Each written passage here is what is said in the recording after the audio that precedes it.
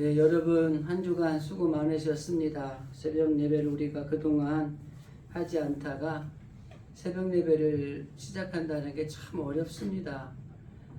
그런데도 불구하고 첫날부터 오늘까지 그래도 완주해 주신 분들 감사하고, 또 우리 진실의 성도들 가정이 또 참 멀리 있다 보니까 마음은 있지만 참여하지 못하신 분들, 또 욕심의 약함으로 참여하지 못하신 분들이 계세요. 그래서 제가 또 영상을 통해 또 함께 나눌 수 있도록 그렇게 우리 톡방에 올려드렸는데, 우리 참여하지 못하신 분들은 꼭 이 신년 특별 새벽기도회, 특별히 진실교회 위에 하나님이 잔치를 베풀어 주시고, 부족하지만 이 세운 종을 통해서 하나님 올 한해는 이런 결단을 가지고 이런 말씀을 붙들고 우리 교회가, 우리 성도들의 가정이, 그리고 일터나 직장이나 사업의 현장이, 그리고 우리의 신앙이 하나님 이렇게 복을 받고 또 하나님 이렇게 살아가기를 원합니다 라고 하는 참 올 한 해의 지표가 되는 또 특별 새벽기도의 말씀들이었기 때문에, 물론 우리가 한 주간 말씀을 들었지만 이 말씀들이 우리 유튜브에, 교회 유튜브에 보면 꼭 기록되어 있으니까 여러분들 시간 나는 대로 꼭 묵상하셔서 특별히 2024년 한 해를 이 말씀 붙들고 승리하는 우리 성도들이 다 될 수 있기를 주님의 이름으로 간절히 기도드립니다. 오늘은 여섯째 날, 마지막 날, 하나님 안에서 항상 기뻐하는 사람이 되자라고 하는 주제를 가지고 좀 말씀을 잠깐 나누겠습니다. 우리에게는 참 웃음이 귀하고 소중하죠. 웃음이 주는 특효약이 굉장히 많이 있다고 이 강연하는 사람들도 강조를 하고, 또 목사님들도 보면 웃으면 복이 오고, 웃으면 건강해지고, 또 웃으면 인간관계도 원활하게 할 수가 있고, 우리가 웃으면 활력을 주기도 하고, 또 웃으면 기쁨을 주고, 웃음은 생명을 연장시켜주는 일을 하기도 한다고, 그런 효과가 있다고 이야기를 합니다. 그래서 의학을 공부하는 사람들은 웃으면 소화도 잘 된답니다. 웃으면 혈액순환도 잘 돌아간다고 이야기들을 합니다. 그래서 이 모든 것을 가져다주는 이 웃음은 어디에서 오는가? 오늘 성경에 말하는 이 웃음은 기쁨이라는 단어와 연결이 될 것 같습니다. 이 기쁨은 어디에서 오는가 라고 하는 것을 우리가 좀 오늘 생각을 해보려고 하는 것입니다. 하나님은 처음에 이 세상을 다 만들어 놓으시고 사람을 만드신 다음에 이 사람에게 즐겁게 살도록 하나님이 만들어 놓으셨어요. 그리고 이 우주 만물에 만들어 놓은 동물이라든지 이 모든 생명체들에게 근심하거나 걱정하거나 염려하며 살지 않도록 만들어 주셨습니다. 그래서 벌레도 걱정을 안 하고 동물들도 걱정하지 않아요. 하늘을 나는 새도 걱정이 없습니다. 그런데 이 걱정과 근심이 어디서 왔냐? 이 기쁨으로 살고 즐겁게 살고 웃으면서 살아야 될 하나님이 창조하신 모든 것들이, 특별히 인간의 이 기쁨이, 웃음이 사라진 결과가 뭐냐면 하나님을 떠나고 하나님 앞에 범죄함으로 인해서 이 기쁨이 사라져 버린 거예요. 그러니까 우리가 신앙생활을 참 하나님 안에서 잘하는 사람들 보면 늘 웃음이 있고 기쁨이 있어요. 그런데 이 하나님 안에서 신앙생활이 조금 힘들거나 조금 신앙에 시험이 들거나 어려움이 있으면 얼굴에서 웃음기가 사라지는 거예요. 그리고 내 삶의 기쁨이 사라지는 겁니다. 그래서 우리가 하나님이 만들어 놓으신 원래 기쁘고 웃으면서 즐겁게 살아야 될 창조물들이 웃음을 잃어버리고 즐거움을 잃어버리고 기쁨을 잃어버린 계기가 된 핵심은 뭐냐면 바로 하나님 앞에 범죄함으로 인해서 하나님을 잊어버리고 하나님의 뜻대로 사는 사람이 아니라 죄의 종으로 살아가면서 이 기쁨을 잃어버리고 웃음을 잃어버리게 되었다고 하는 것입니다. 그래서 모든 이 사람들은 하나님께로부터 왔습니다. 그래서 하나님으로 돌아갈 때만 참 기쁨이 있다고 하는 것입니다. 우리가 신앙 안에서 믿음으로 살 때도 내 안에 주님을 늘 모시고 사는 사람은 그 삶에 기쁨이 있어요. 웃음이 떠나지를 않습니다. 그런데 이 하나님이 내 안에 풍성하게 성령으로 충만하게 내주해 있지 않으면 웃음이 사라지게 되는 겁니다. 기쁨을 빼앗겨서 불안하고 걱정하고 염려하며 살아가는 우리의 인생으로 바뀌게 된다고 하는 것입니다. 그래서 하나님이 계시지 않는 이 세상의 기쁨들은 있을 수 있어요. 그거는 근데 잠시이고 일시적이고 순간적으로 지나가는 겁니다. 예를 들어서 자녀의 졸업식을 가면 요즘 졸업 시즌인데 얼마나 기쁨이 있습니까? 결혼식에 가면 얼마나 큰 기쁨이 있습니까? 직장에 취직을 해야 되는데 취직을 했어요. 얼마나 이 기쁨이 있습니까? 우리의 삶 가운데 세상에 주는 기쁨이 참 많이 있어요. 아파트에 당첨이 돼서 좋은 아파트에 들어가게 되면 얼마나 기쁠까요? 차가 그냥 가다가 쓰고 고치고 돈만 들어가는 차를 타다가 새 차를 구입했을 때 기쁨이 얼마나 클까요? 그리고 우리가 원하는 일들이 잘 이루어졌을 때 그 기쁨이 얼마나 큽니까? 그런데 이 세상이 주는 기쁨은 정말 기뻐하는 것들이지만은 한순간이고 잠시 후가 되면 지나가는 것들이라고 하는 것입니다. 그래서 실제적으로 성도들에게 참 기쁨은 어디서 오는가? 우리가 어떻게 살아야 즐겁게 살 수 있는가? 그리고 그 기쁨은 누가 주는 것인가? 영원한 참 기쁨은 어떻게 해야 얻을 수 있는 것인가? 그것을 오늘 읽은 바울의 말씀을 통해서 우리가 항상 기뻐하며 살아갈 수 있는 사람이 되기 위해서는 어떻게 살아야 될 것인가를 한두 가지만 좀 말씀을 드리려고 하는 것입니다. 빌립보서는 우리가 잘 아는 대로 바울이 감옥에 있을 때 쓴 책입니다. 여러분 그러니 얼마나 힘들었겠어요, 그죠? 감옥에 자유도 없고 좀 불편하고 좀 힘든 그런 감옥 안에서 이 책을 썼다는 것이 믿기지 않을 정도로 이 책에서는 기뻐하라, 기뻐해야 된다, 기쁘게 살아야 된다라는 말이 수도 없이 등장을 합니다. 그래서 빌립보서를 이야기할 때 기쁨의 서신이라고 이야기를 합니다. 그래서 기쁨을 이야기했던 이 바울이 감옥에서 쓰면서 얼마나 기뻐하며 살았으면 이렇게 쓸 수 있을까라는 걸 보는데 오늘 우리가 읽은 본문의 말씀에서 바울이 정말 기뻐하며 살 수 있는 비결이 우리가 항상 기뻐하며 살 수 있는 사람이 되자라고 하는 주제를 가지고 말씀을 나누는데 여러분의 삶 가운데 항상 기뻐하는 삶을 살 수 있는 비결이 오늘 바울이 오늘 말씀에서 두 가지 정도를 이야기를 합니다. 첫째는 오늘 읽은 4장 4절 말씀에 보면 주 안에서 항상 기뻐하라. 다시 말하노니 기뻐하라. 여러분 기뻐하는 그 핵심의 단어의 맨 앞에 보면 주 안에서라는 말이 있습니다. 그리고 4장 10절 말씀에 보면 내가 주 안에서 크게 기뻐함은 이라는 말이 있어요. 이 10절부터 마지막 절까지는 바울이 그 빌립보 사람들에 의해서 자기가 선물을 받았다고 느끼면서 내가 정말 기쁜 거는 뭐냐면 이 교인들에게서 신앙이 자라고 믿음의 뿌리가 내려지고 열매가 있는 것이 내가 너무 기쁘다 이런 말씀을 하는 내용들의 이야기가 들어있는 핵심의 단어입니다. 그런데 이 바울이 기뻐하는 원인은 뭐냐면 주 안에서라는 것입니다.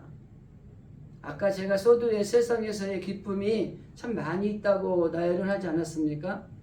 저는 세상에서의 기쁨도 우리 성도들의 삶 가운데 필요하다고 생각합니다. 계획하고 준비하는 것들이 잘 돼야죠. 우리의 자녀들이 정말 쭉쭉 잘 풀려나가야 되죠. 우리의 가정이 기쁘고 좋고 행복한 일들이 많이 넘쳐나야 되죠. 우리가 일하는 일터에서의 일들이 잘 돼야죠. 승진도 되고 월급도 오르고 다 잘 돼야 되죠. 사업의 현장에서 잘 사업이 이끌어져 가야 되죠.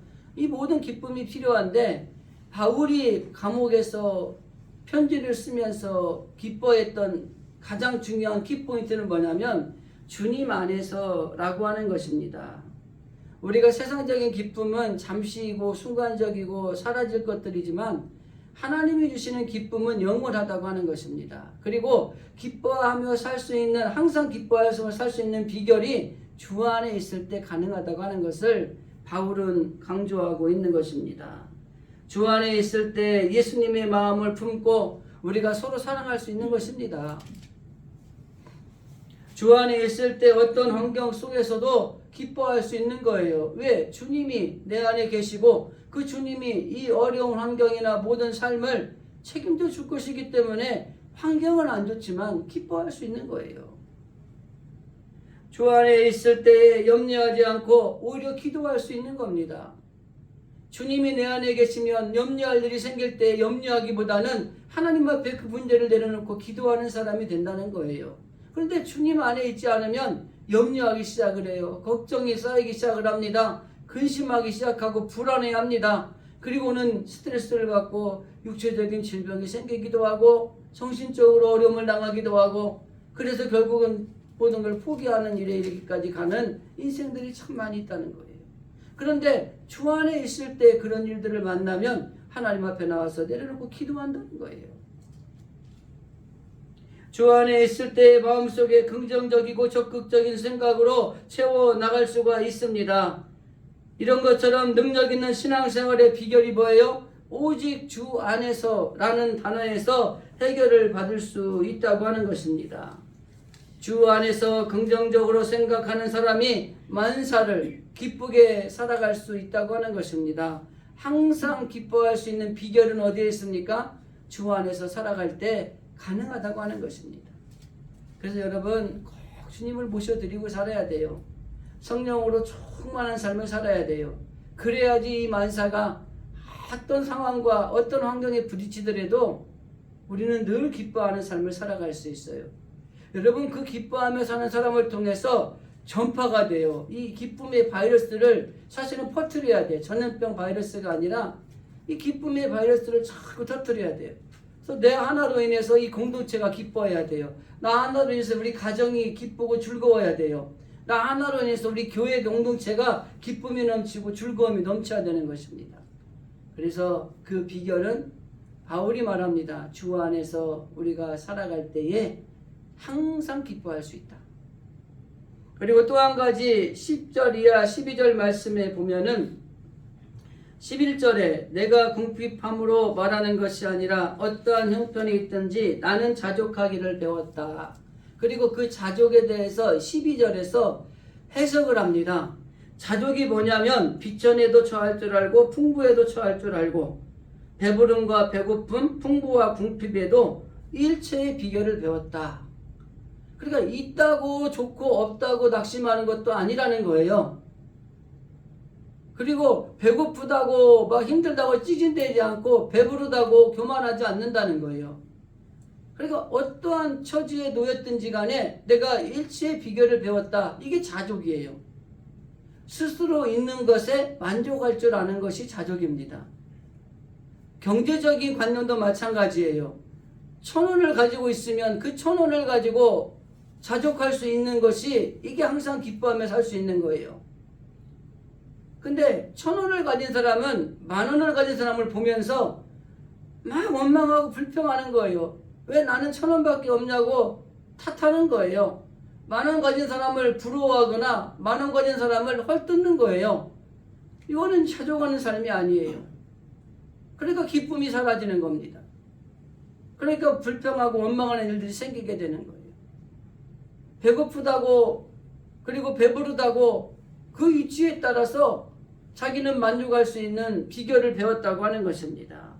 사도 바울은 부자도 가난한 자도 아닙니다. 그러나 사도 바울은 자족하기를 배웠다라고 말씀하고 있는 것입니다. 궁핍한 형편에 어떤 물질적인 도움을 받아서 기뻐하는 게 아니라 그 궁핍함 자체가 기쁘다는 거예요. 많은 것을 가졌기 때문에 기뻐하는 것이 아니라 그 풍부함 자체가 그냥 기쁜 거예요. 배고프다, 배부르나 그 자체로 인해서 기뻐하는 것이지 배고픔이 사라지고 이제 포만감이 느껴지니까 기쁜 게 아니라는 거예요. 배 부르기 때문에 기쁜 게 아니라는 거예요. 배 고파도 나는 기뻐할 수 있고 배 불러도 나는 그래도 기뻐할 수 있고, 많은 걸 가졌어도 기뻐할 수 있고, 아무것도 가지지 않았어도 그 상황에서 나는 기뻐할 수 있다는 것. 이게 자족입니다. 그래서 어떤 학자가 가장 안 좋은 게 뭐냐면 비교하는 겁니다. 아이들을 키울 때도 다른 집 자녀하고 아니면 형제간의 자녀들하고 서로 비교하는 겁니다. 아이고 너희 언니는 그렇게 공부를 잘하는데 너는 왜 이렇게 못하니? 근데 이상하게요. 같은 집안에도 같은 자녀고 같은 배에서 나왔는데 뛰어난 애들이 있고 조금 부족한 애들이 있는 가정들이 의외로 많아요. 그러니까 이 가정에서 부모들이 그 형제간에 비교를 하는 거예요. 그럼 이거 안 되는 거예요. 그러다 보니까 내가 가진 것과 다른 사람이 가진 것을 비교하다 보니까 자족하지 못하는 거예요. 그런데 정말 바울이 항상 기뻐할 수 있는 비결은 뭐였냐면 내가 가진 것에 만족하며 어떤 것에도 내가 만족한 줄 알고 사는 이 비결을 내가 배웠다고 하는 겁니다. 그러니까 우리도 마찬가지로 모든 것이 하나님이 내게 주신 이 상태가 감사하고 이 주신 것들을 가지고 어떻게 하나님께 영광을 돌릴까 이렇게 살아가는 삶이 항상 기뻐할 수 있는 겁니다. 많이 가진 사람이 있고 적게 가진 사람이 있을 거예요. 좀 많이 똑똑한 사람이 있고 많이 좀 부족한 사람이 있어요. 뭐 공부 많이 했으면 똑똑하겠죠. 성품도 보면은 참 그냥 성품이 좋은 분들이 있고 어떤 분은 좀 괴팍진 분들이 있어요. 근데 그 주신 대로 내가 만족하며 그럼 이걸 가지고 어떻게 하나님 앞에 참 잘 섬길까? 하나님 앞에 영광을 돌릴까? 이러며 살아갈 때에 부족한데도 기뻐할 수 있는 거예요. 많은 건 많은 대로 또 기뻐할 수 있는 거예요. 똑똑한 사람도 아니면 좀 지식이 부족한 사람도 다 기뻐할 수 있는 거예요. 절대 비교하지 말으셔야 돼요. 어떤 분은 남자들이 뭐하고 자기 아내하고 남의 아내하고 비교를 해요. 여러분 우리 장로님들 어떻게 생각하세요? 남의 아내 보고 내 아내 보면 내 아내가 낫습니까? 남의 아내가 낫습니까? 잡아놓은 고기는 안 도망가기 때문에 남의 아내가 좋아 보일 수 있어요. 근데 그러면 안 돼. 내 아내가 최고야 돼. 뭐 여자분들도 마찬가지. 어디 가서 여자들끼리 그냥 남자들은 열심히 돈 버는데 여자들끼리 개 모여가지고 맛있는 거 드시고 차 마시면서 이야기하면서 네 남편 내 남편 하면서 비교하면서 내 남편은 말이야 막 흉을 보는 거예요. 그리고 막 남의 남편은 좋아 보이는 거야. 가 살아보라 그러세요. 내 남편이 훨씬 낫지. 그래서 우리는 철저하게 어떻게 보면은 내가 가진 것에 자족함을 가지고 살아가는 것이 필요하다고 하는 것입니다. 여러분 2024년 한 해를 살아갈 때 무슨 염려가 생기거든 그것 가지고 그 자체를 가지고 하나님 앞에 만족하고 자족하는 마음으로 하나님 이 일을 통해서 내가 하나님 앞에 어떻게 하면 주님께 영광을 돌릴 수 있을까요? 이런 생각을 하는 거예요. 이것도 주신 것도 감사합니다. 이렇게 그릇대로 받아서 하나님 내가 잘 하겠습니다. 그래서 금그릇이 그 귀한 게 아니고 은그릇이 귀한 게 아니고 흙으로 만든 그릇이 천한 게 아니라 그 그릇을 어떻게 깨끗이 해놓냐가 하나님이 쓰시는 기준이라 그랬잖아요. 근데 어떤 사람은 금그릇을 줬는데 지저분하게 써가지고 사용도 안 되는 그릇이 있을 수도 있어요. 원망하고 불평하고 만족하지 않으면. 그런데 토기 그릇을 줬는데 너무너무 감사하는 거예요. 너무너무 만족한 거예요. 그 토기 그릇을 가지고 어떻게 하나님을 잘 섬길까 늘 연구하고 기도하는 거예요. 여러분 그 그릇이 귀한 그릇이고 하나님이 쓰시는 그릇이 된다고 하는 것을 우리가 기억하셔야 된다고 하는 것입니다. 전체적인 말씀을 좀 정리하겠습니다. 신년 특별 새벽기도회 오늘 1일부터 6일까지 한 주간 정말 여러분 잘 참석하셨습니다. 축복의 자리요 잔치의 자리요 여러분들의 올 한 해 1년을 하나님이 분명히 책임져 주실 수 있는 놀라운 자리였다고 저는 생각을 합니다. 이번 특별 새벽기도의 주제는 딱 두 가지입니다. 첫째, 하나님이 주시는 축복을 받자. 두 번째, 하나님이 주신 축복을 받은 대로 우리가 살자. 이게 주제입니다. 그래서 앞에 전반부 3일은 하나님이 주시는 복을 받는 내용을 여러분들하고 말씀을 나누었고 후반부 3일은 그렇게 복을 받은 사람들이 어떻게 살아야 될 것인가를 말씀을 나누었습니다. 이렇게 해서 정리를 해보면, 첫 번째, 하나님의 축복을 받아 누리던 사람이 되자. 두 번째, 하나님의 꿈을 받아 누리는 사람이다. 꾸는 사람이 되자. 세 번째, 하나님의 인도함을 받는 사람이 되자. 이게 하나님이 주시는 복을 받는 우리가 되자라고 하는 세 번의 말씀을 나눈 것이고, 그리고 네 번째부터는 그럼 우리 복을 받는 사람은 어떻게 살아야 되느냐? 첫째, 하나님을 기쁘시게 하는 사람이 되자. 두 번째, 소금과 빛으로 사는 사람이 되자. 그리고 오늘 말씀, 항상 기뻐하는 사람이 되자. 이게 복을 받는 사람이 살아야 될 길이다. 이게 주제입니다. 그래서 이 특별 새벽기도를 통해서 주신 말씀들을 올 한해 여러분들 마음속에 꼭 품으시고, 나는 하나님의 복을 받은 사람이다. 이것을 절대 놓지 마십시오. 하나님 2024년도에는 나에게 엄청난 복을 주실 것이다. 하나님이 주실 복을 기대하면서 살아가십시오. 그리고 내가 하나님이 주신 복을 받았다면 그 복을 이제 필요한 사람들에게 나누어주고 베풀고, 그래서 복의 근원이 되는 삶을 살아가는 내가 되기를 원합니다. 그래서 항상 기뻐하자, 소금과 빛된 삶을 살자, 그리고 우리가 하나님을 기쁘시게 하는 삶을 살자, 이런 마음을 가지고 하나님이 주신 복을 누리면서 살아가셔야 되는 거예요. 그러면 하나님이 여러분들에게 정말 놀라운 복을 주실 것이고, 그 복을 통해서 하나님께서 우리의 가정과 직장과 일터와 사업의 자리 위에, 그리고 우리 개개인의 신앙 위에, 그리고 우리 진실교회 위에, 그리고 우리가 교회가 기도하는 나라와 민족 위에 하나님이 주시는 놀라운 축복이 풍성하게 임하게 되는 2024년 한 해가 될 줄로 믿습니다. 우리 진실교회 모든 성도들과 가정과 일터 속에 이런 놀라운 축복이 2024년도에 임하기를 간절히 소망합니다. 기도하겠습니다. 고마우신 하나님 감사합니다. 2024년 한 해를 시작하며 1월 1일 첫날 새벽부터 한 주간 특별 새벽 기도회, 특별히 하나님이 주시는 축복을 받는 사람이 되자, 그리고 하나님이 주시는 축복을 받은 사람이 어떻게 살아야 될 것인가, 6번의 새벽의 말씀을 통해 우리가 결단을 했습니다. 하나님, 우리 진실의 성도들이 이 특별 새벽 기도를 통해서 주신 말씀을 꼭 마음에 품고 기억하면서 2024년 한 해에는 하나님이 주시마 약속한 놀라운 복을 받게 하여 주시옵소서.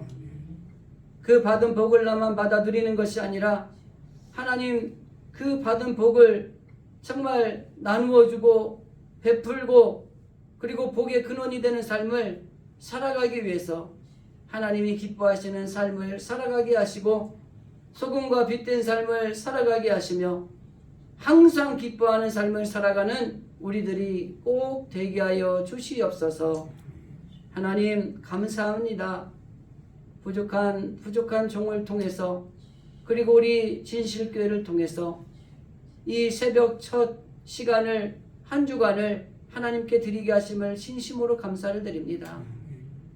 우리 마음과 뜻과 정성을 다하여 올려드렸사오니 이 정성과 이 마음을 받으시고 2024년 안에 우리 진실교회에 하나님 놀라운 축복을 내려 주시옵소서. 우리 진실의 성도들의 가정 위에 하나님 놀라운 축복이 임하게 하여 주시옵소서. 우리 성도들 개개인의 신앙 안에 하나님의 놀라운 축복을 받게 하여 주시옵소서. 일터와 직장과 사업장 위에 하나님의 풍성한 축복이 임하게 하여 주시옵소서. 우리의 영혼과 육신에 하나님이 주시는 놀라운 축복을 받아 누리게 하여 주옵소서. 그리하여서 복받은 자답게 올 한 해를 살아가는 우리 진실의 모든 성도들이 다 되게 하여 주옵소서. 이 한 주간을 통해 올 한 해를 하나님이 책임져 주실 줄 믿사오니 하나님 놀라운 축복으로 함께하여 주옵소서. 모든 것들을 통하여서 온전하게 주께는 영광이요 우리에게는 놀라운 축복이 되는 2024년 한 해가 되게 하여 주옵소서. 이제는 우리 주 예수 그리스도의 은혜와 하나님 아버지의 무한하신 사랑하심과 보혜사 성령님의 감화감동 축복하심이 신년 한 해를 시작하며 우리 교회 안에 특별 새벽교회의 잔치를 열어주시고 이 잔치에 참여해서 말씀대로 결단하고 기도하며 올 한해 하나님이 주시는 복을 받아 누리기로 결단하고 그 받은 복을 나누어주는 삶을 살아가기로 결단하는 우리 진실의 모든 성도들 머리머리 위에, 그리고 하나님이 사랑하는 우리 교회와 그리고 하나님이 세우신 이 나라 민족 위에 이제로부터 영원토록 주의 은혜가 함께 하시기를 간절히 축원하옵나이다.